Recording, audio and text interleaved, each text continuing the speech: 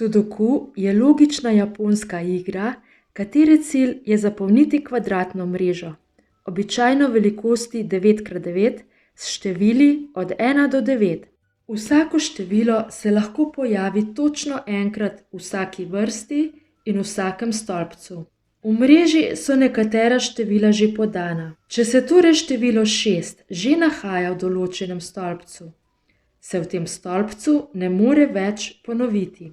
Enako se število 5, ki se že nahaja v neki vrsti, v tej vrsti ne more pojaviti ponovno.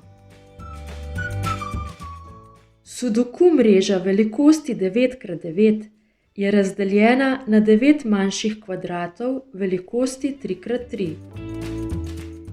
Tudi v vsakem od teh manjših kvadratov so zastopana vsa števila od 1 do 9 in vsako število le enkrat.